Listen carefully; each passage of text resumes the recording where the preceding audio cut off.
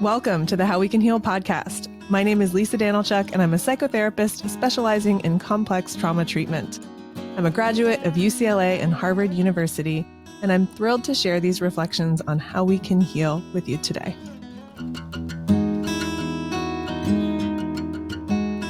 Welcome back to the How We Can Heal podcast. Today, we're welcoming onto the show Dr. Mary Ann Cate. Dr. Mary Ann Cate is a psychology lecturer and researcher specializing in interpersonal trauma, attachment, and post-traumatic stress. She published a study showcasing the prevalence of dissociative disorders on college campuses, which includes 98 different studies with data from more than 30,000 subjects. It's a pretty big deal. Dr. Cate is also a lecturer in the Masters of Professional Psychology and Psychological Science programs at Southern Cross University.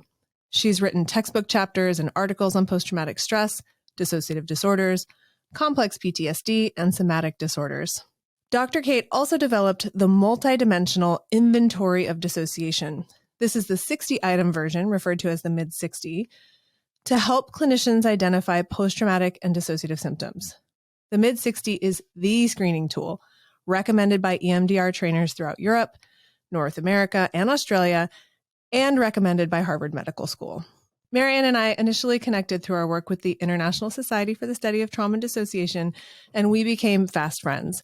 I so appreciate her thorough research, her dedication to the work, and her general warmth and kindness.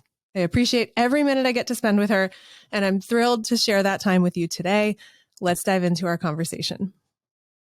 Dr. Mary Ann Cate, I am so excited to have you on the How We Can Heal podcast.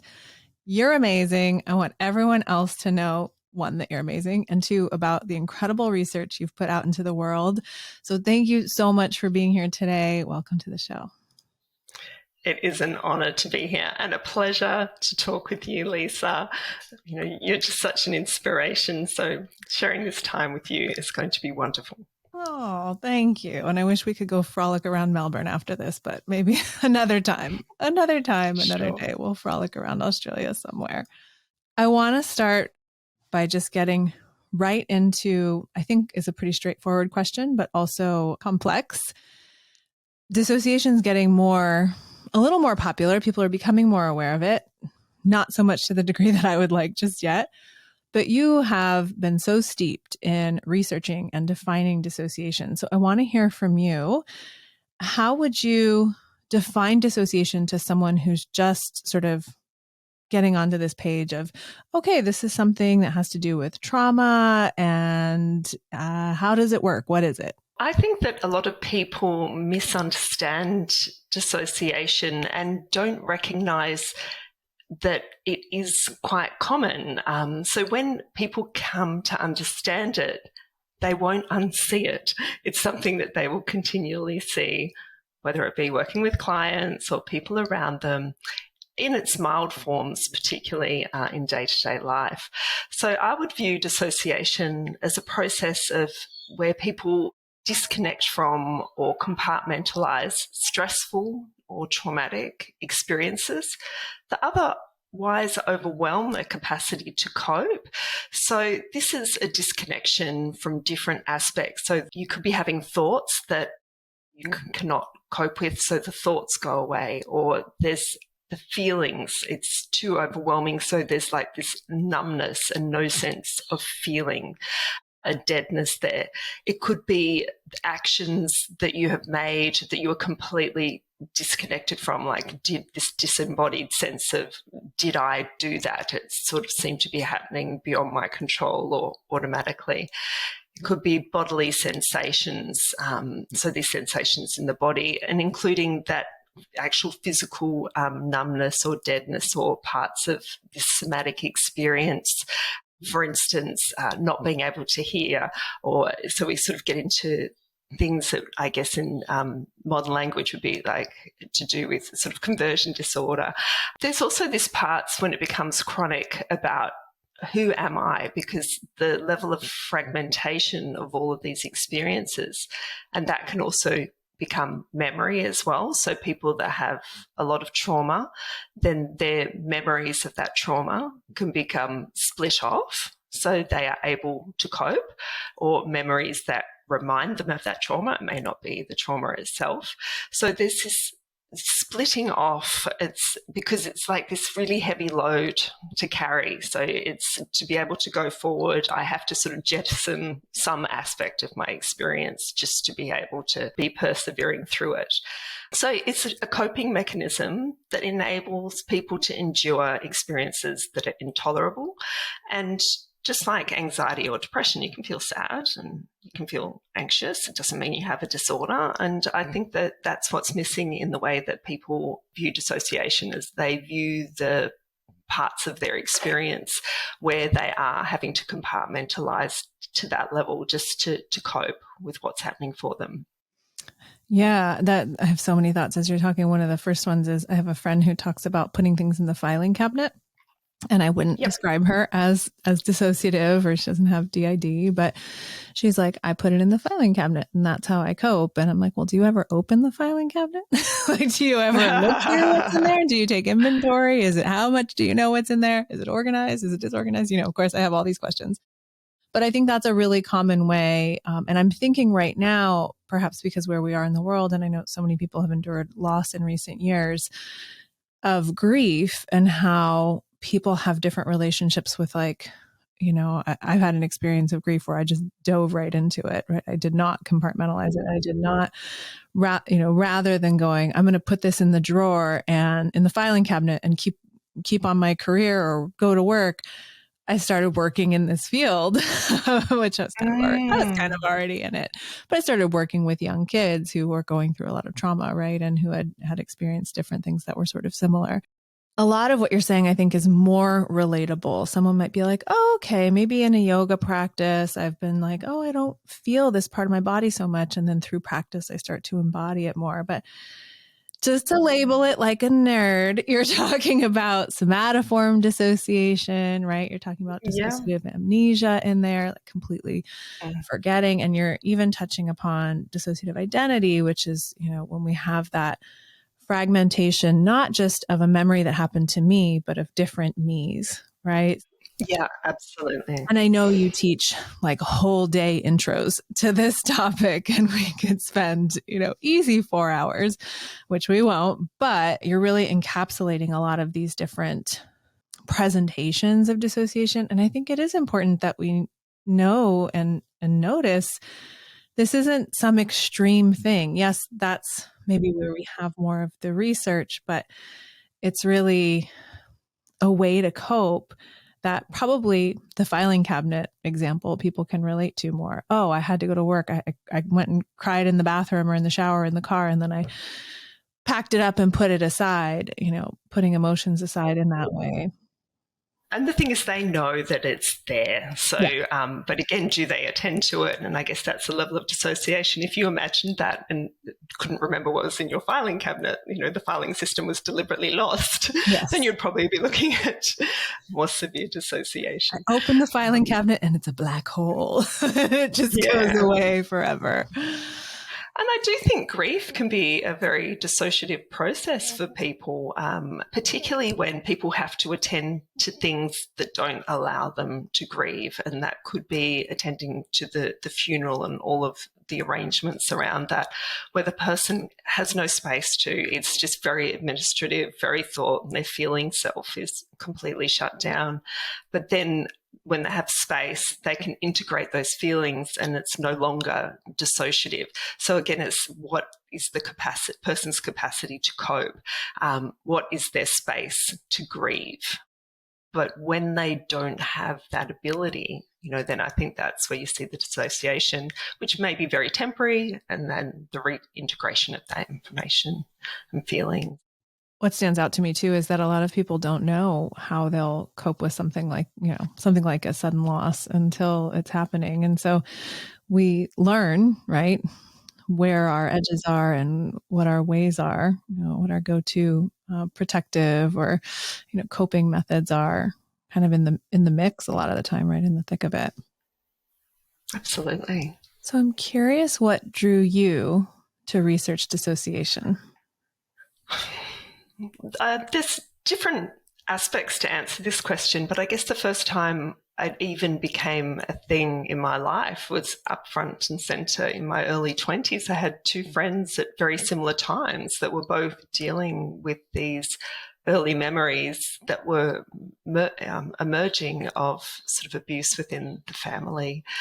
And I mean, I was just so surprised that of the information that was coming back. I completely believed both of my friends. One was actively dealing with it, one was not. And they had sisters, and one of the sisters had the same, it was sort of verifying this, one not. And so it was all extremely fraught and emotional. And these things, I guess, don't resolve quickly and change a person's sense of identity and have to reconstruct, can I trust my family? Who can I trust? It's so massive. This is like I guess a personal apocalypse for them, and just watching them navigate that in different ways, and one that sort of nearly sort of wanted to keep the good memories of it present, and one that kind of couldn't go there because of the fear. But then they ended up a lot more in addiction. And my friend, she was such an incredible character, but she died of a drug overdose, and it wasn't clear, whether that was intentional or not. And just that loss, that sort of nothing was held to account. No one could really understand and help her in the way that she needed to be helped. And at that time, there was a lot of disbelief around, the idea of false memories, but sort of seeing that up close and personal and really believing what had happened and seeing the personal damage that created. So I think that sowed a seed in me about, this is something that needs a lot of attention. And it's something that once I'd seen it, then there were other personal experiences of that as well. But one thing that I've done a lot with my life, in my work sense, is working with these themes of like identity and belonging and trauma. My first job out of university was working with adoptees, and then I worked for over a decade in sort of the migration and refugee space. So that sort of tied into this. When I was working with adoptees wanting to learn more about their early life, and I think that a lot of adoptees, they have these early traumas and they find it really difficult to sort of, I guess, integrate that because of this disloyalty they can feel to their adoptive parents. So they may be in really loving families. I mean, not always, but families that really wanted a child. And so they find it very difficult to then sort of talk about or integrate these aspects of being adopted. And also a lot of people are adopted, maybe even if it's the most straightforward adoption, it might have been at least a couple of weeks, and then that child was in utero with a birth mother that may have been really stressed about what her future meant, giving up a baby, about why she was in that situation, so that all these stress hormones, and then these traumas that were experienced of often like these babies never being held by their mother when they were born, like for the older adoptees, they were taken away straight away, and and the mum was, just in a state of grief, and then the child was with a foster mother. So we know that these really, really early experiences, like in infancy, we can predict who's going to be dissociative. It's actually really strong. You can predict if someone has an insecure attachment. And that's not to say that adoptees, if they go into this loving family and there's that repair and that happens. But I think it is really interesting that, I was looking at this recently because it's something that's, I guess, was quite a profound experience, and I hadn't sort of seen that link. And there is now research. There's some being done by Lee McLam, their team, and in that they're finding that adoptees are just like clinically dissociative on average. Wow. Which is something that perhaps we wouldn't expect. But that disconnection about having multiple selves, there's who am I really? When you are biologically, you come from a lineage that you may know very little about, but that's sort of who you are. And then, am I this family and that difference? I think it makes people vulnerable from the beginning, just the experience and the identity. And in a similar way, I saw the same thing with refugees and migrants who again have this trauma often.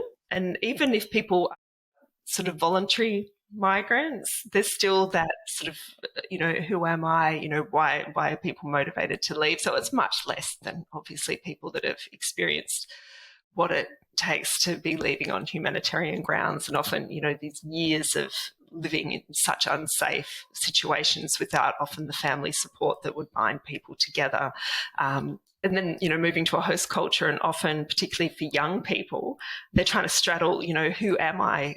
For the host, how's my sense of belonging? So to belong to their family of origin and their culture, they have to be one way, and then to belong to the host society, there's these different perspectives and expectations. So, having to be another way, and these might not be able to be reconciled.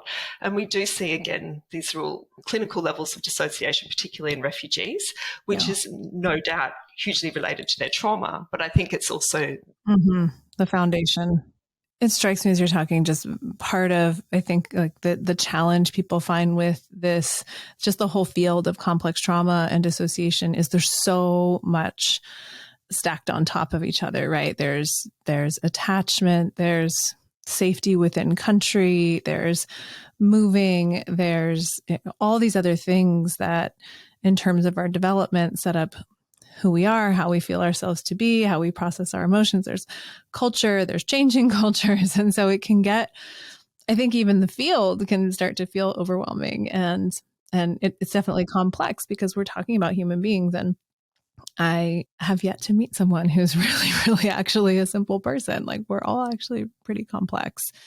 So I'm curious for you as a researcher, when we're trying to organize and we're trying to measure and we're trying to, substantiate or explore a hypothesis, when you came to the field, what were some of the holes that you saw? Like, what were maybe some missing pieces that we've started to find? Because I think some of the research you've done and been involved with has really grounded certain pieces that we can stand on, and we can go, okay, this helps us understand this phenomenon better. And you're talking about some of them already, but I know that you've done this really rigorous investigation, and I want people to get that. It's not just speculation of, oh, it seems like having a loss or being adopted or changing country has this impact. Like, you've measured this and worked with a lot of people. So we're going to be, I think, digging deep through this interview about all those different aspects.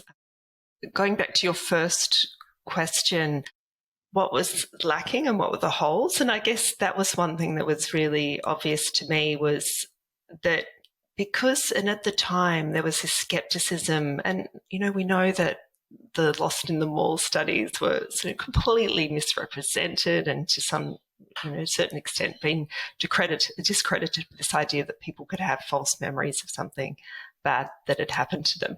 So I think because of that, dissociative amnesia was really off topic, like it was off limits. People didn't want to be touching that. Therapists nearly didn't want to be touching that so much, except for in particular places such as the ISSTD, the International Society for the Study of Trauma and Dissociation.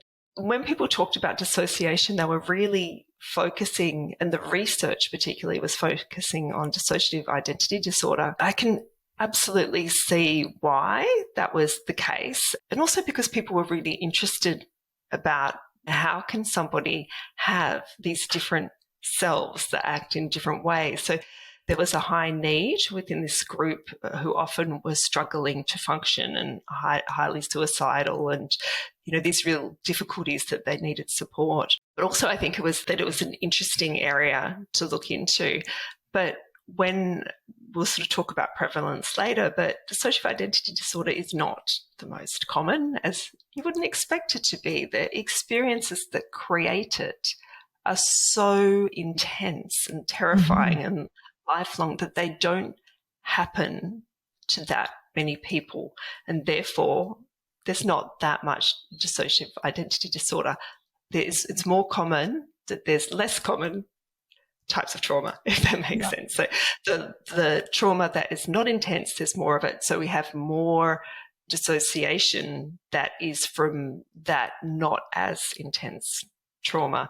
So I guess I wanted to really understand these other diagnoses that people weren't really looking at.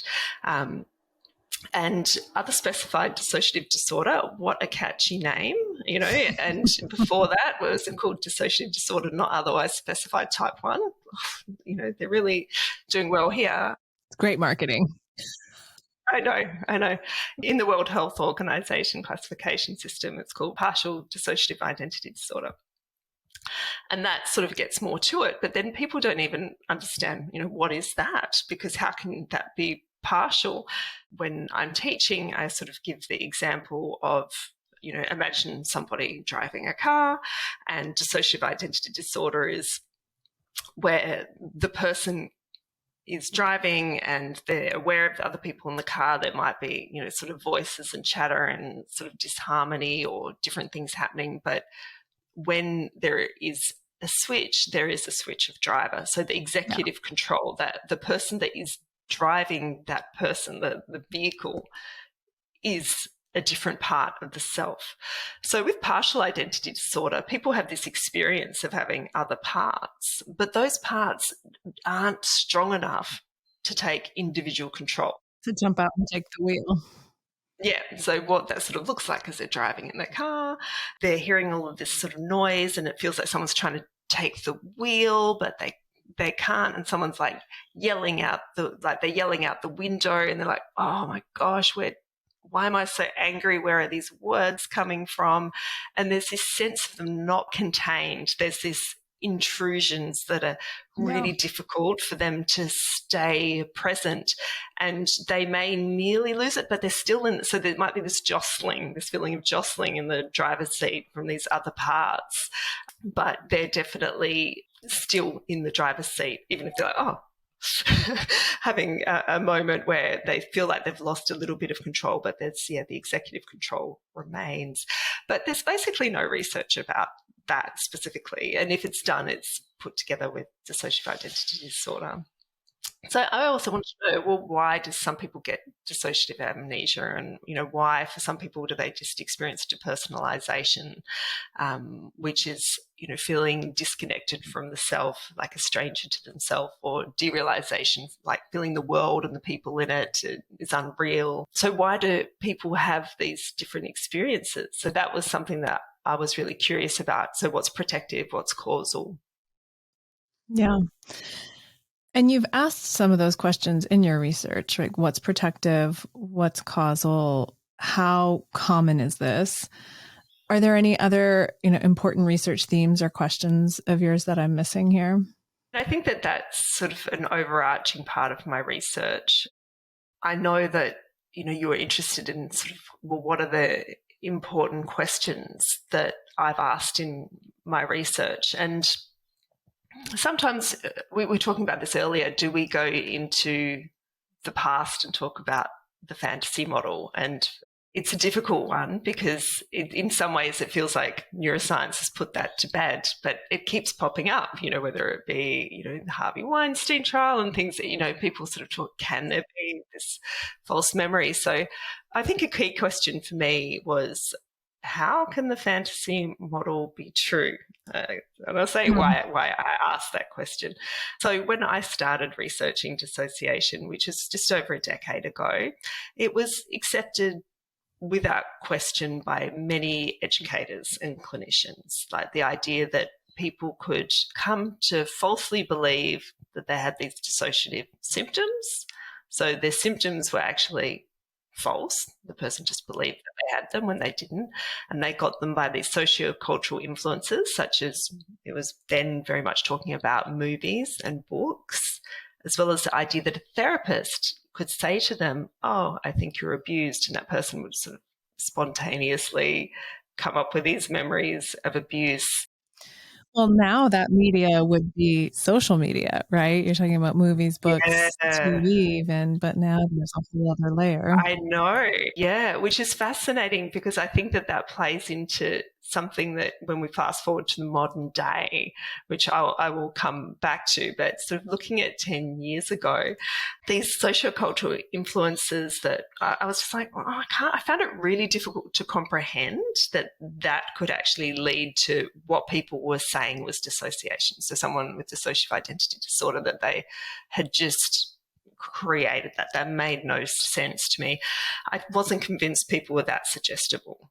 But what seemed to me to be impossible was that a person that had grown up in a family where their parent was non-abusive, a good enough parent, that they could suddenly believe that their parent or someone else very significant and close to them was a perpetrator of sexual and physical violence towards them.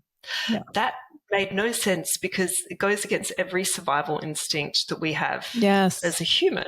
You know, abandonment and social isolation is death to us. There's no gain. The person's isolated from support. They would be really struggling to function. And we see that when people are very dissociative and dealing with traumatic memories, it's, you know, incredibly difficult to be functioning. Yeah. Being really depressed, barely coping. So why would that actually happen? So, because dissociation, on the other hand, is the opposite. So it's enabling a person to survive in the most challenging situations. It's life-sustaining. So at least while somebody's in the midst of their trauma, it makes sense. Dissociation makes sense, but I could not get to this idea that we could be programmed as humans to do something that was so unhelpful for us. So back in the day, there were people who said trauma survivors are just making up the bad things that are happening to them. You've done some really important research that disproves this fantasy model of dissociation. Can you tell us about that? The fantasy model, with the idea that the symptoms of dissociation and the trauma that gave rise to it are imagined and not real, was actually difficult to disprove, because the way that the proponents of this way of thinking, we call them fantasy model theorists, describe the causes of these apparently sort of false beliefs. They give these explanations, and it's sort of become over time even more and more to hard unpick, because they also say that people that are traumatized are vulnerable to this, and that are lonely, and the explanations, the symptoms people with dissociation have, like it's due to poor sleep, and, you know, they're not very good at monitoring reality. But if you're dissociating, monitoring reality is going to be more challenging for you than for other people. And if you're having issues sort of dissociating, you might be suggestible to plausible information, because how do you stay, like if you've got dissociative identity disorder and something has happened, and someone says, oh yeah, I saw you down and, you know, at the ice cream shop, and, you know, we had this chat and you were wearing, and they're like, oh, that sounds plausible. So potentially, you know, it would make sense that it might make them more suggestible to plausible information. But this was being used to prove that it was all fantasy, and it was really, really tricky to actually work that out.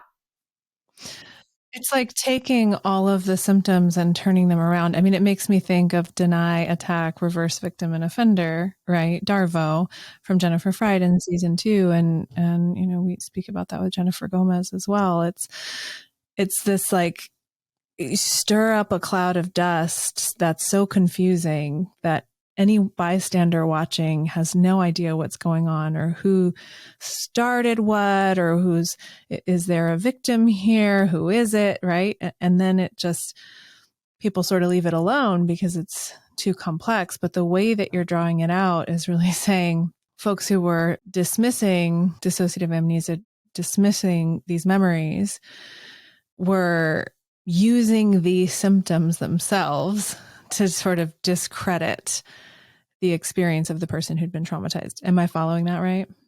Yeah, it's nearly like, I guess, having 2 football teams and you've just recruited all the players from the other team onto yours. It was a little bit like that. It's like, oh, this is our star player. Oh, we're going to poach that. Oh, another star player will point to that too. That's what it felt a little bit like. And these things developed over time, like the idea of bringing trauma into it. Right. I think one of the hard things about this too is the way that dissociation is portrayed in the media in terms of like I can think of movies about dissociation or dissociative identity disorder, and they're so sensationalized.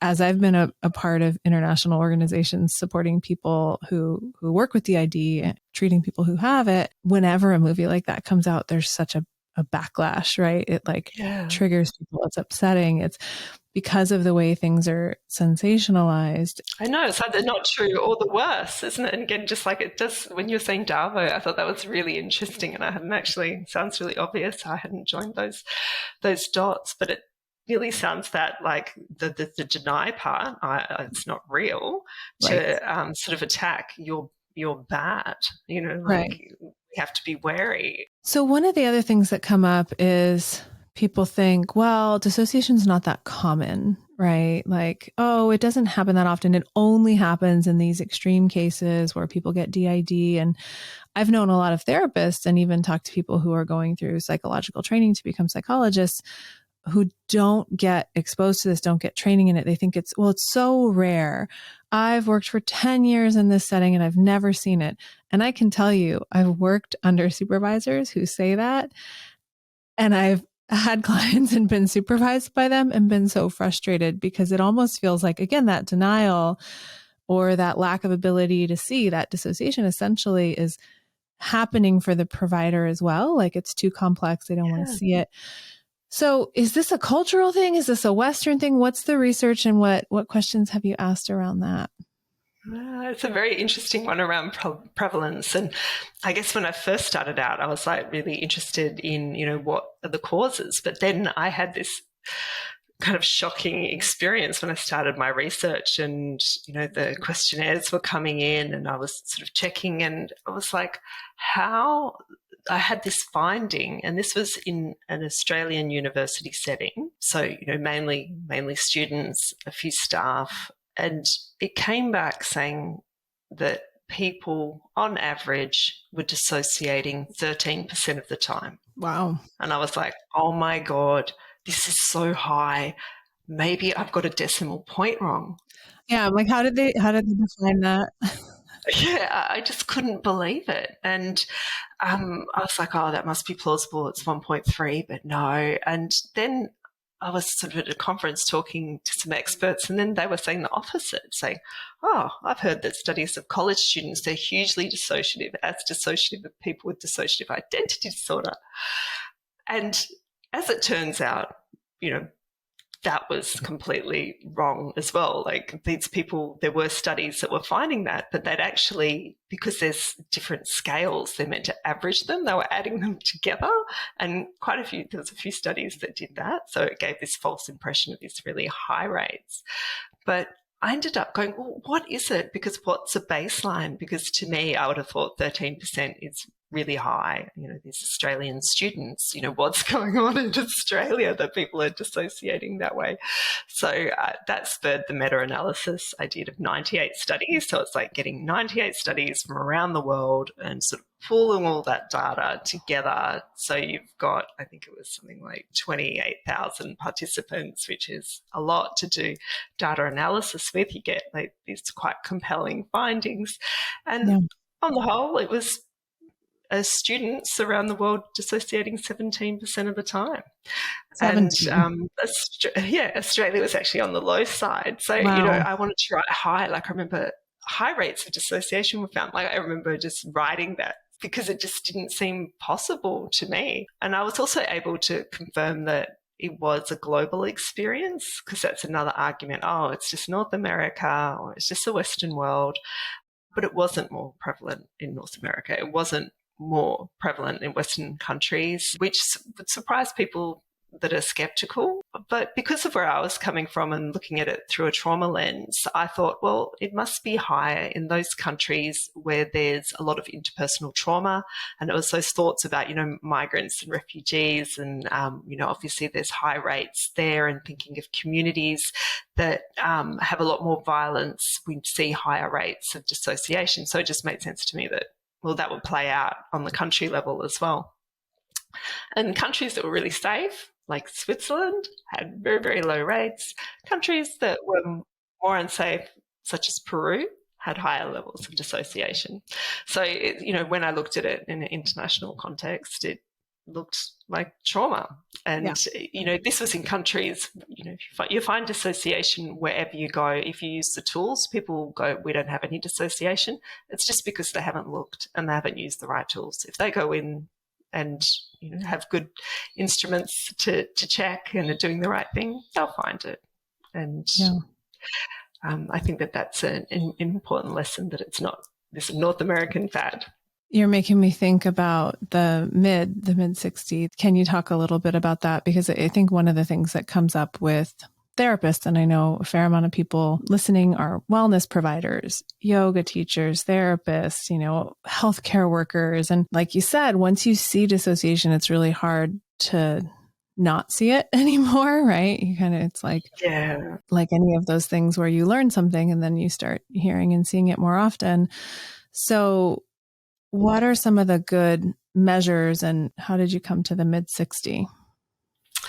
Well, it was using the dissociative experiences scale in research that I found that we would expect there to be this strong correlation between trauma and dissociation, but it was coming out as really quite weak.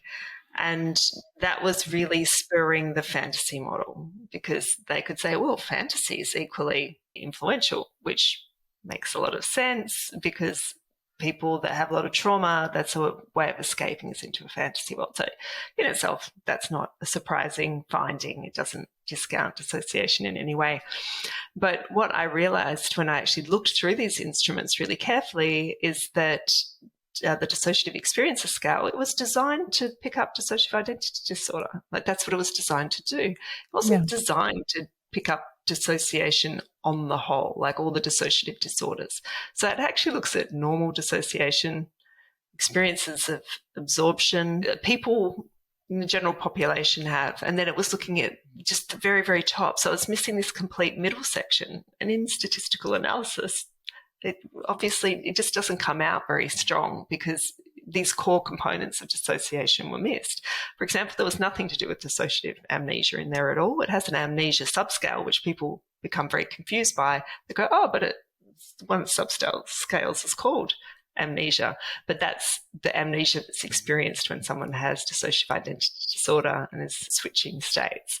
I just was really curious, what instruments can actually pick up all the dissociation. And you have these fantastic clinical interviews. So Marlene Steinberg's Structured Clinical Interview for Dissociation, and Colin Ross's Dissociative Disorders Interview Schedule. But I guess a lot of people don't have the time to do that.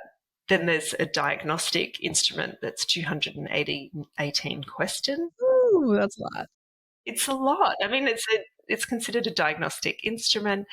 And, that's really useful. And I'll speak highly of the mid, but it's not always feasible. And for people that have a lot of dissociation, that's a lot of questions to answer. And you also then can't use, if you're doing research, people have already answered 218 questions, they're done. You can't ask any more questions after that. And you also have a diagnosis then to deal with, which could be an ethical issue as well in for when you're doing research.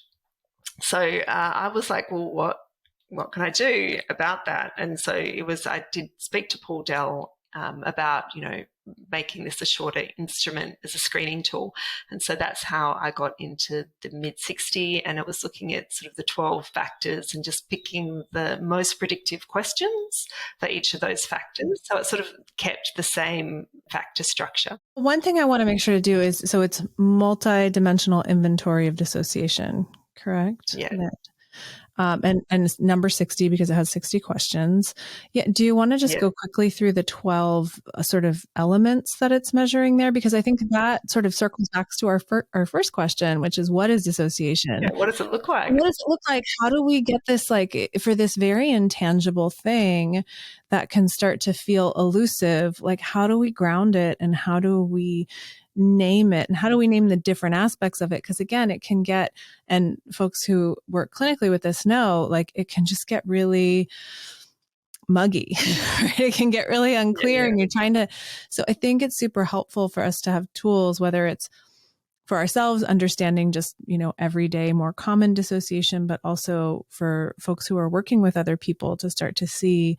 And this even makes me think of, in season 1, I interviewed Dr. Heather Hall, and she was talking about working in hospitals and seeing people who'd been brought in for, wandering around and talking to someone. And she would start engaging with them, and their trauma narrative would be essentially what they were processing, and people, thought they were schizophrenic or thought they had these other things. And then with her perspective of understanding trauma and dissociation, she could really clearly, and I think more helpfully, diagnose and say, this is what's going on here. So again, it's like, Yes. when you understand dissociation, and when you have these, and I think these 12 are helpful anchors.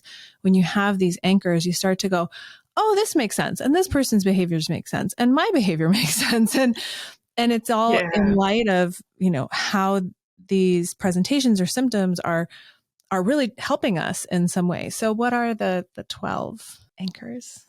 So the first one we talked about, which is the amnesia that we see with people with dissociative identity, they say disorder. It'd be nice if we could call it dissociative identity response.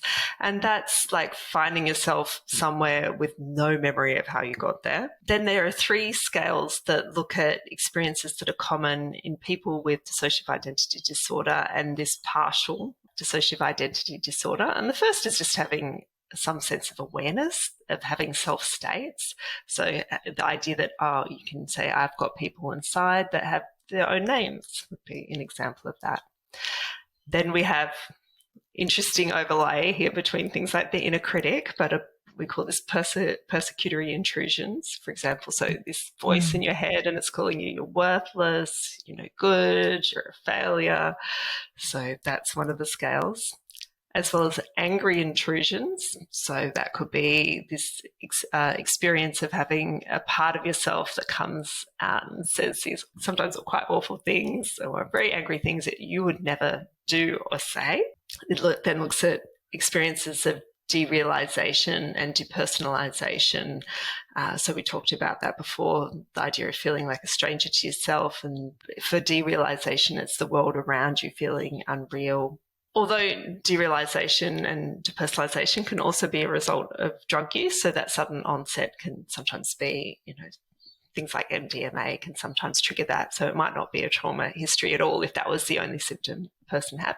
And then there's symptoms related to dissociative amnesia, and that's to do with autobiographical memory, so not being able to remember much of your past, or also experience it in the present where you're forgetting what other people tell you. But of course, there could be, for this subscales, like some organic causes. So you want to rule out things like traumatic brain injury. Like there's not another reason that people are just having memory problems.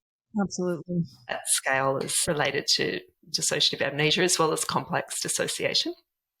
It also has PTSD subscale, which just focuses on flashbacks. And that can also help, is this working out, particularly if the rest of the dissociation isn't particularly strong. It might be that the person has post-traumatic stress disorder with a dissociative subtype, which is more the derealization, depersonalization aspect of it. And then there's the body symptoms, where we talked about that disconnection from the body that people can have. So that might be a person not being able to see for a while as if they're blind, and there's no medical explanation. Yeah. And then there's a couple of general symptoms that aren't dissociative per se, but can co-occur. And one is self-confusion. People that are dissociative are extremely puzzled by themselves, and this can be a real concern for them. And the other relates to experiences of trance, sort of that half-conscious state between being awake and being asleep. Yeah. So I know this is a lot, right? Because we're talking about complex trauma, and we're talking about different ways people can respond to pretty horrific experiences. But to me, in that, I hear these anchors of like, oh, okay, it's more about not feeling my body. Oh, okay. It's more about this angry part coming out. Like those feel more like examples that people can relate to. And as a therapist, I can't tell you the amount of times I've had people just like, I don't really remember that much about my childhood. And it's such a place of mystery to be, right? Because why is that, or what might have happened? And, I've worked with people for years and just not known certain things about their history because they didn't know them. And then sort of they start to unveil themselves through the work, and then it becomes known to the client, it becomes known to me, it becomes part of the work. And so that's a really interesting process too. And I think especially when you're differentiating post-traumatic stress from a single incident where someone's having memories or flashbacks that are very intense and visceral, like it's almost the opposite of that, right? It's the opposite response. Rather, I mean, I think it's similar, right? Because we're pushing it aside and then it's sort of popping out. But sometimes we push it aside so far that it's just unknown. And I think that's just this nebulous territory where it's challenging to work with, but so important, right? Like people say, feel it to heal it. It's like, well, if you don't know it, how are you going to feel it? Feel it. Right? Yeah. And I think it's also mapping where that unknown information is, because it sort of gives you a sense of where the trauma might be, because some people might be able to describe some of their early life quite well or different aspects of their life. And then there's these gaps that are just unknowns, and then it's nearly like circling. So what experiences have you found in your research are highly predictive of dissociation? Like what might be, if you heard someone say, oh, this thing happened to me, and then I don't remember anything for 5 years, or, if you knew coming in, you have a file and it says this person experienced these 5 things, what would tell you that they were more likely to be experiencing dissociation?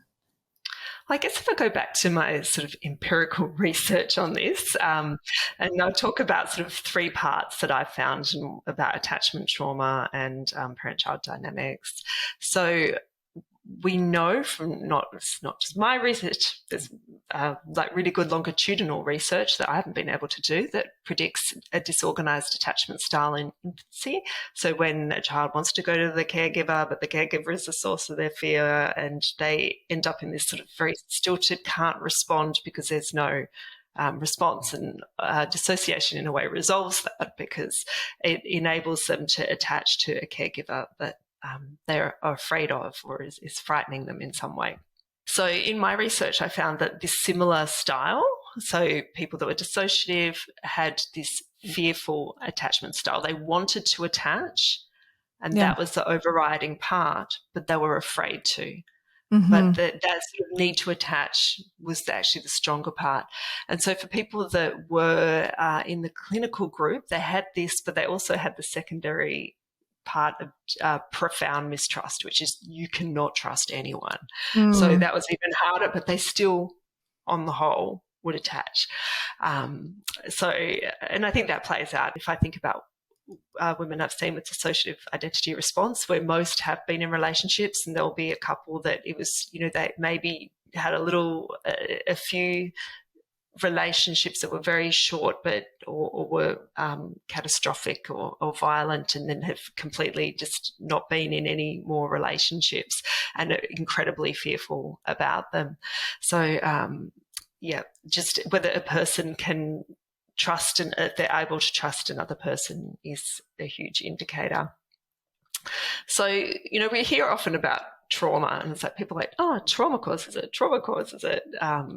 And, what kind of trauma? And I think that when we're looking at more severe dissociation, those really enduring patterns of dissociation, I think it is things that are occurring early, so chronically and early. So we know that most people with clinical levels of dissociation were reporting thousands of abusive experiences on average. Wow. It's not just a few. It's not just, oh, this thing happened once or twice. It was like chronic. And most of them were around between 4 to 6 when they started. So it could be physical abuse, emotional abuse, and sexual abuse. And I think it's these the neuroplasticity of young minds, and this being inescapable.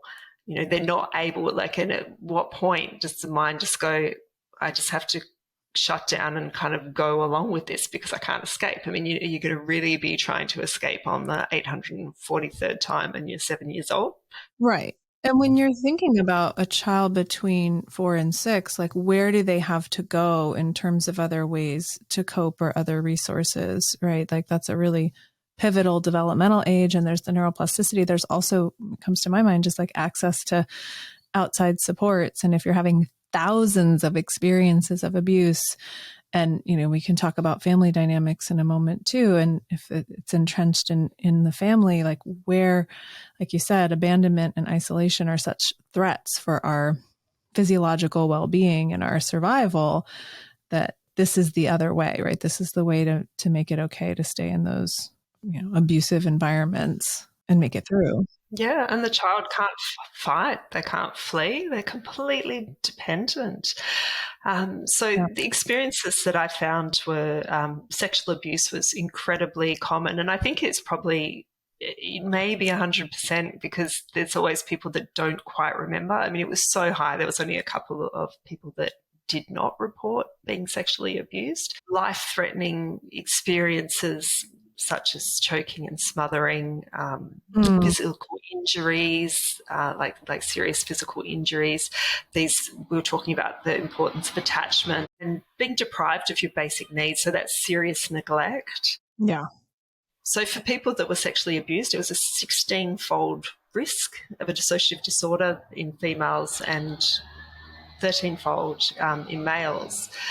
But I found this like incredibly high risk factor, and that was, I mean, it's just the mind boggles. It was 106-fold risk, which is 10,600% more than someone without that experience. And that was someone that explained they'd been sexually abused, but had also been choked or smothered. So there's this like oxygen deprivation, yes, as well, and that is just such an intense risk factor. And something that's actually come to worry me in recent years, because that's become, like particularly with younger people, a common sexual practice as well. The idea of choking a partner during sex is, I think, like Debbie Hebernick's work is like 1 in 3 young women, the last time they had sex, they were choked, and it's very common in trans and non-binary community as well. I was just watching something on TV recently, like a kind of sitcom level, and there was a reference to that in there too. And I just thought of you and your research, and I thought of, oh, God. Yeah, I mean, it's terrifying because the consent often isn't there either. And the body doesn't know, even there, so often there wasn't consent. So you are looking at these terrifying experiences and the brain still being neuroplastic of these young people. So I think that it is troubling, and I won't be surprised if there's an increase in dissociation because of this. How do you tend to gather this information? Is it usually in a written form or an interview, or does it vary from study to study? This was all through questionnaires, but I've also done in-person interviews with women with dissociative identity disorder. So assigned female at birth, most of them, but also trans femme. I mean, I just think inherently these are hard things to talk about. So as a researcher, you have to be very sensitive, also be sort of savvy, and also, you know, I mean, I would assume, and, you know, I've done a lot of research, but I'm not a researcher. I don't wear that hat anymore. I would assume there's so much non-reporting happening and that there's no real way to measure that. Absolutely. And I found it really interesting that I introduced an unsure category also for the dissociation aspect, because, you know, it's hilarious for looking at dissociation and every single questionnaire is yes, no to this experience. And unsure was, particularly for sexual abuse, was as predictive as yes, predicted dissociation to the same level, and sometimes more for certain sexual acts. So, you know, that was really interesting in itself. And one of those also was, I think, for choking was really high, being unsure about being choked and sexually abused. That was still really high for dissociation. And all my understandings of biology and how we respond to, you know, really life or death circumstances biologically, that fits, right? That we go to a place, if our body is really afraid it's going to go, it'll shut down or feign death or collapse. It'll use those tools at that point.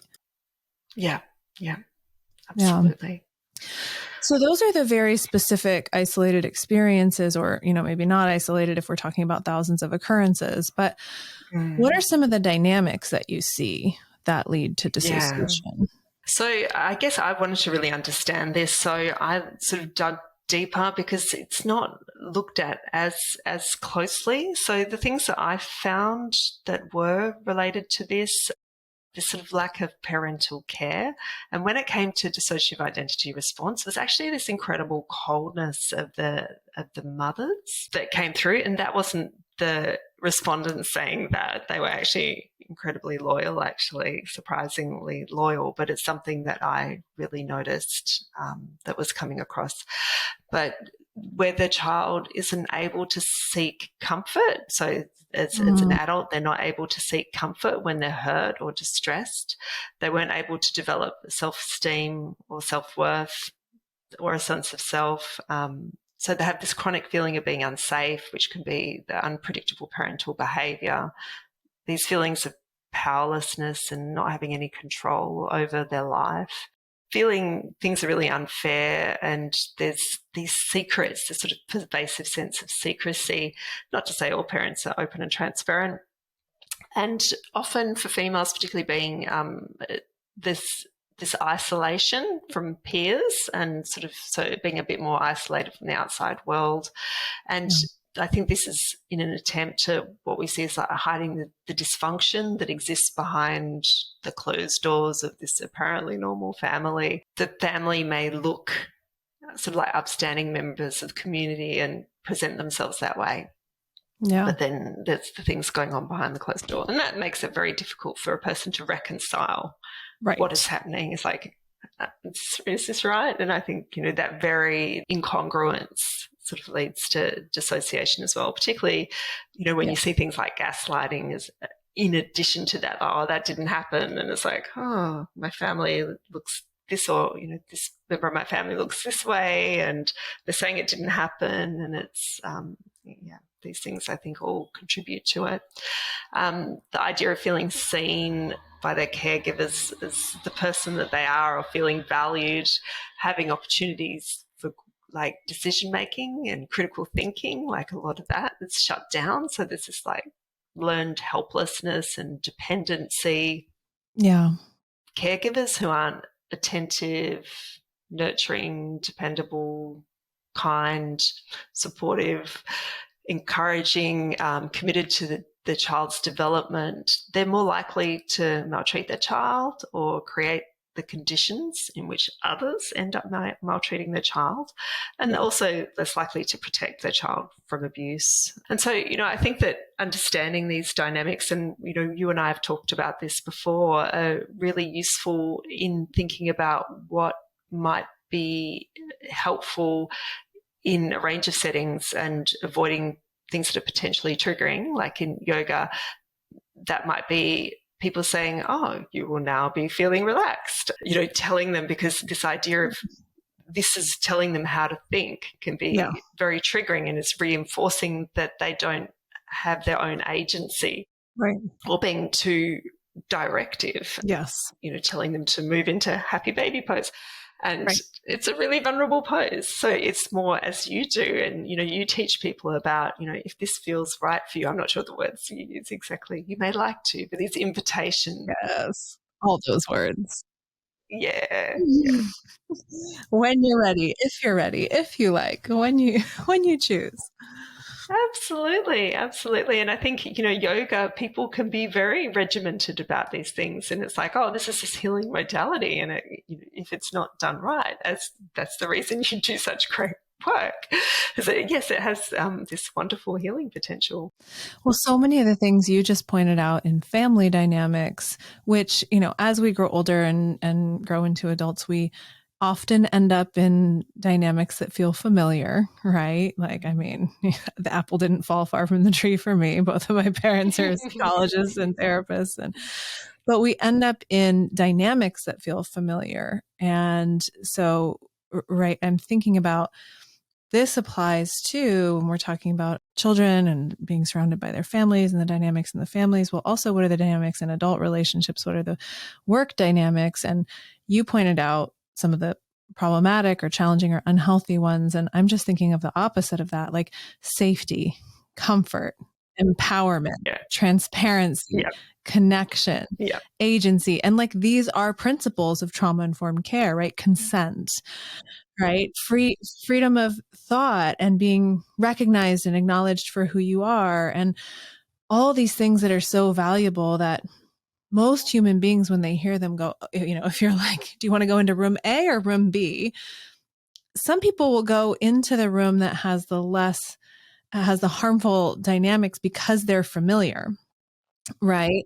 But most of us at some level, and even from really young ages, even some of the young kids I've worked with, there's this sense of like, this isn't right. This is unjust. This doesn't feel good. There's like some sort of, wisdom or knowledge or biological knowing that's like, no, I want the safety. I want the comfort. I want the support. I want the clarity of transparency. I want to be able to choose which toy do I get to play with. It's not that it's Tuesday, so I always have to play with the purple toy. Like, even a 2-year-old can get frustrated with something like that. And so, we start getting into family dynamics. We're also getting into how we understand the world, and we're getting into structure and, expectation and all these things. But I like to land again to find some of these anchors, these principles of trauma-informed care, where we might not be able to ensure absolute safety, but we can create an environment that feels safer.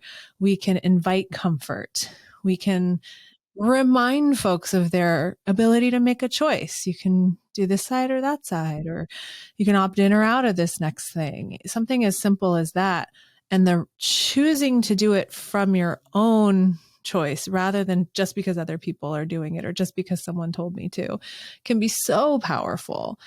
So I feel like there's a lot of healing, even, folks who are listening who are wellness providers or nurses. I mean, I've definitely had my own journey, like finding a provider that just naturally does these things or maybe has been trained in them, because so many people just, are in a system where telling people what to do that's just how it's done. Absolutely. And so even something like that, it's like, well, how does that relate to dissociation? Well, this is how, right? This is how. Yeah. The restorative experiences. Yeah, exactly. And when you talk about what is more predictive of it, what systems tend to lead to it versus what are the systems that tend to lead to healing. And I think like any system can invest in being trauma informed, right? Can invest in understanding trauma and dissociation, and even looking, if we're only looking at these really extreme outcomes, learning from those and then applying those to everyone, right? Because the needs that come out on the far end of the spectrum, the need that comes out when we get scurvy is we need a certain amount of vitamin C. So getting vitamin C is great, the right window, the right amount. Let's figure that out. And let's make sure folks get care is what you're talking about, and support, and a reasonable expectation of being treated. I always go back to Donna Hicks's word, with dignity. Yeah, and that can be really challenging for people that haven't had that and don't feel they deserve it. It can be also a triggering thing for them to learn to accept that is what they deserve. Yeah. It's not as if people necessarily come to that with open arms, because it can feel very confronting, and then also realizing what was lost. Yeah. So if someone's listening and they're starting to go, that sounds like my family, that sounds like my experiences as an adult, that sounds like my experiences as a kid, or if they're resonating, how could someone who's just learning about this start to recognize, again, sort of landing like, oh, maybe this is dissociation that's showing up in me or in showing up?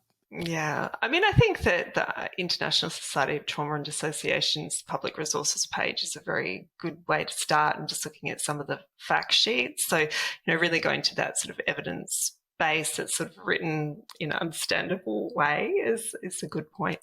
But particularly for therapists that listening or concerned that maybe one of their clients is dissociative after listening to this, then I think the mid-60 is a good start. And if they also, we can put the links in the show notes, but I do a webinar that's freely available on that, and how to use the MID-60 and how you interpret it, as well as a bit more on dissociation as well. So that's a Novopsych Understanding and Identifying Dissociation and Dissociative Disorders. I said that's just freely available on Vimeo. We can put all of those links in the show notes and on the website too, to the ISSTD public resources page, to the videos and resources you have recorded so generously. Thank you so much for that. I've already passed some of those on to colleagues, by the way, the more recent one you did on the mid-60s. So thank you for sharing those. And I want to move in this direction of like, well, we've covered a lot. I know it's just a little tiny taste, and you and I live in this world where there's, infinite complexity and so many discussions to have. So maybe we'll have you back on the show. But I'm curious if there are any like narratives from the research that you feel it's really important to voice. You mentioned, sometimes it's a survey where it's yes, no, unsure. Other times it's a conversation with someone, and obviously those are protected for confidentiality. But is there any emerging, whether it's from one person or from a collective of people, narrative that shows up for you that you feel it's important to share with listeners? One of the big ones that is important is, where I hear, and again, it's going back to something that's really old and just won't go away, and that's dissociation is rare, like that sort of skepticism voice. And just for people that are struggling with that, I think that it can be really difficult for them to go, well, is this actually dissociation?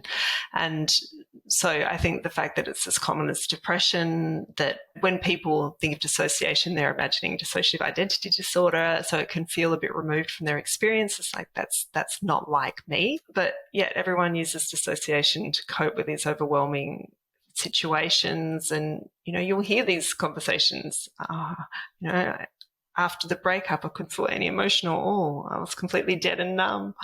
It's so awful. I just locked that memory away in a filing cabinet. Right.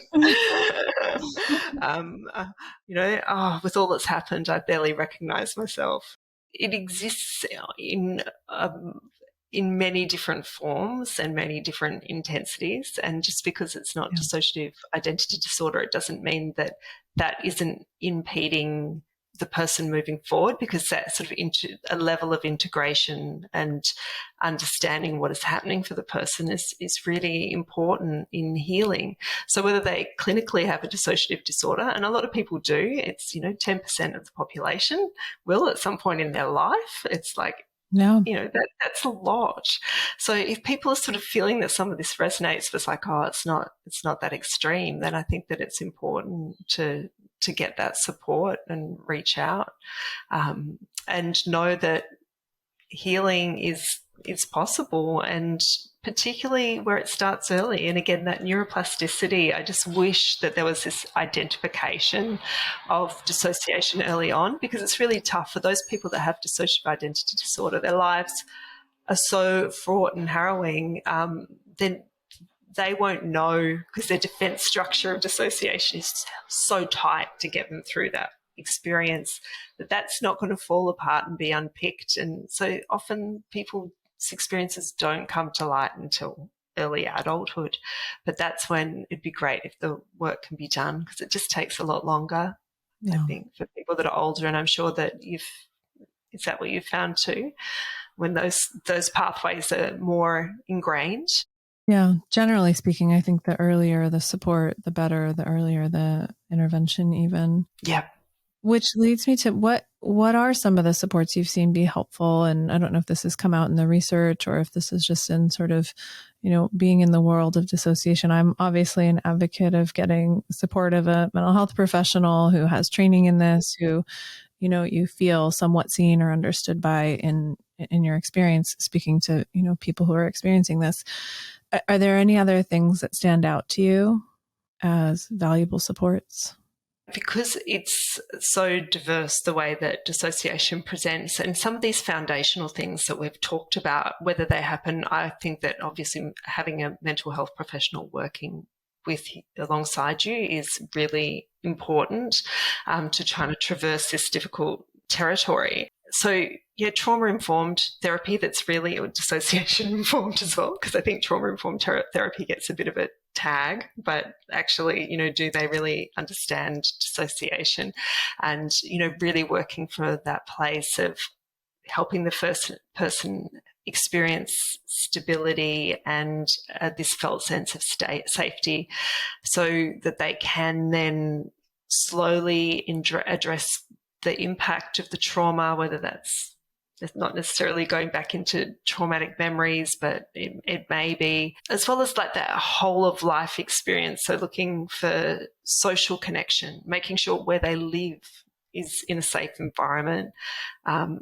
When they're ready and feeling safe, being able to connect again with their body, being able to connect with the natural world, finding activities that are meaningful to them, and hopefully activities that bring a sense of calm and joy and happiness. So it's like a very, I guess, a holistic approach that's needed, rather than, saying a specific therapy type, because they could go for a particular therapy type and that therapist may not work for them, and that therapy they might find that a bit triggering, where it might work really well for some people. And that's really hard when people haven't, again, had their own agency and are used to dynamics that don't work for them.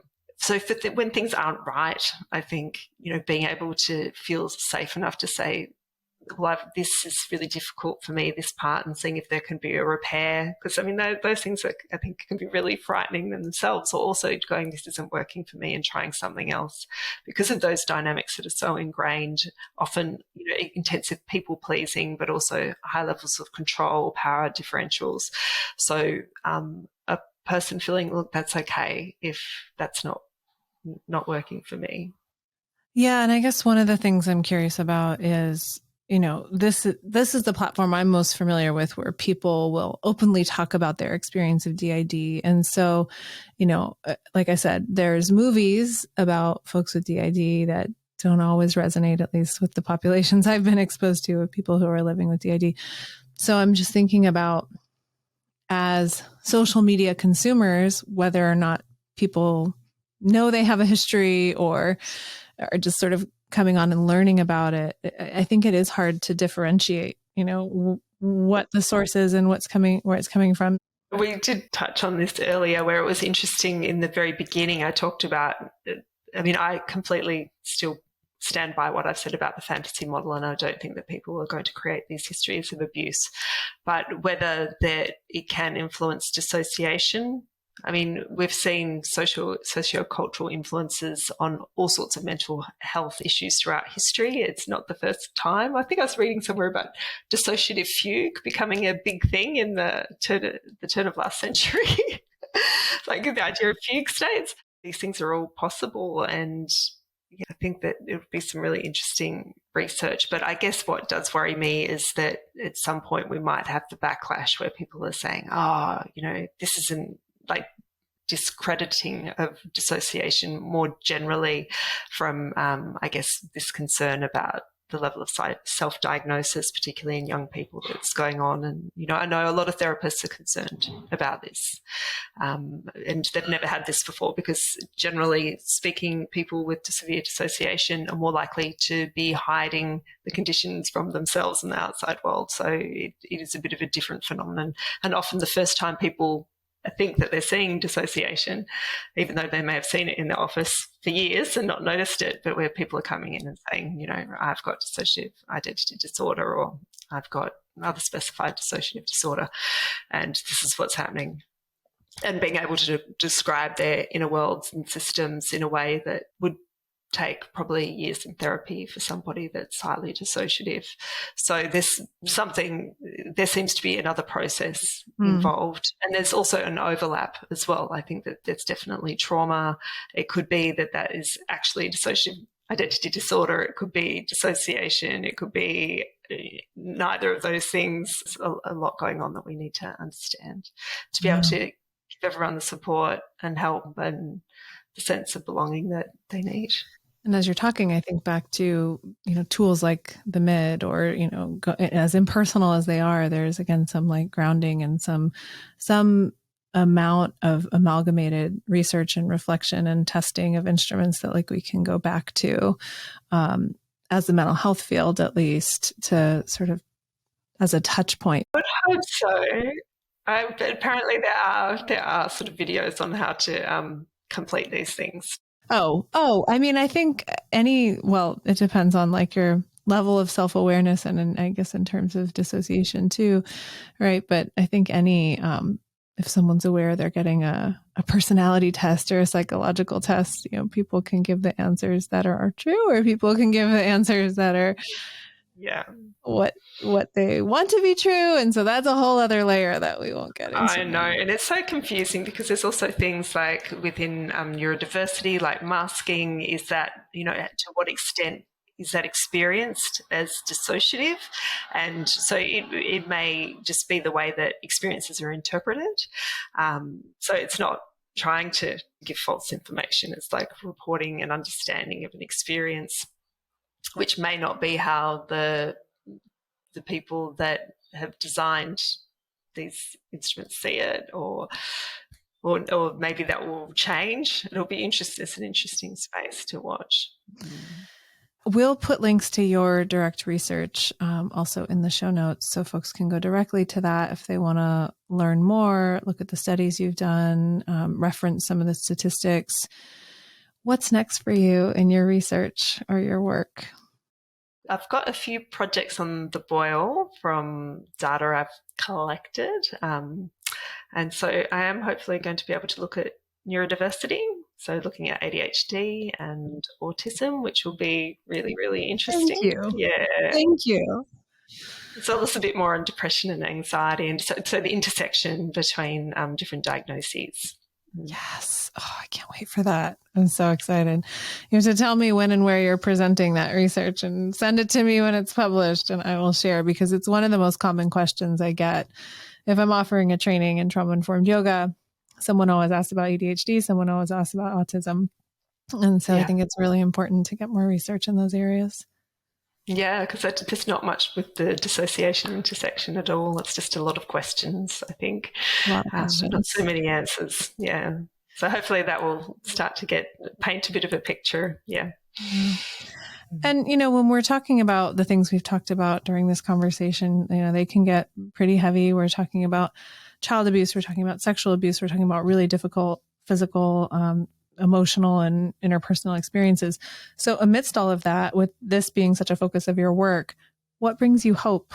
What do you stay connected to on a day-to-day basis that helps uplift your perspective?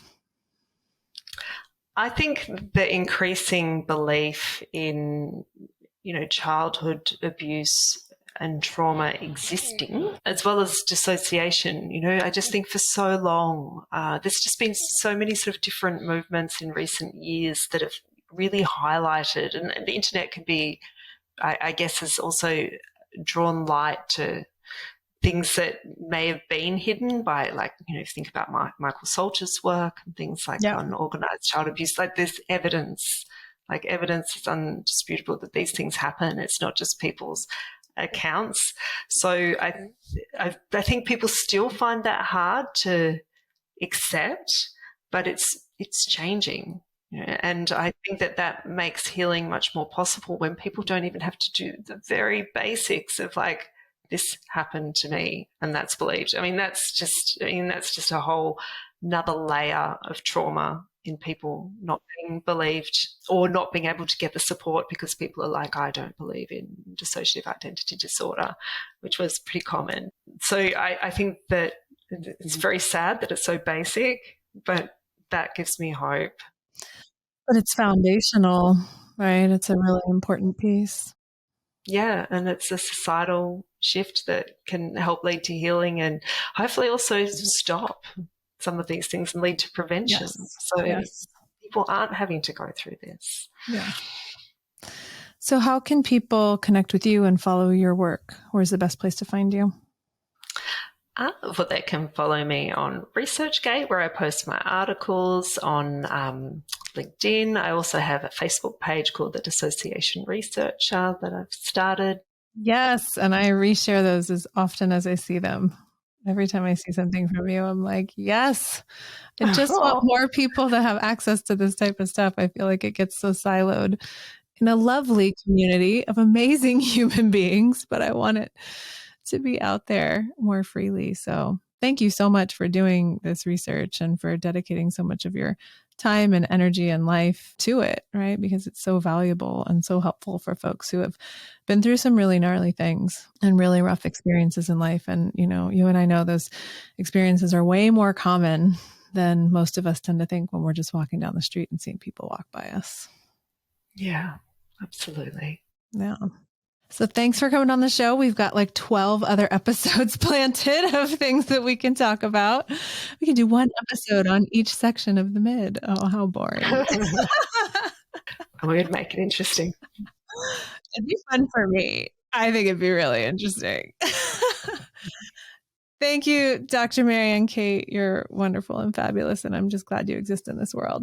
Sentiment is completely right back at you, Lisa. It's been a pleasure and an honor, as always. Thank you. We'll look forward to hopefully having you back. Thanks so much for listening. My hope is that you walk away from these episodes feeling supported and like you have a place to come to find the hope and inspiration you need to take your next small step forward.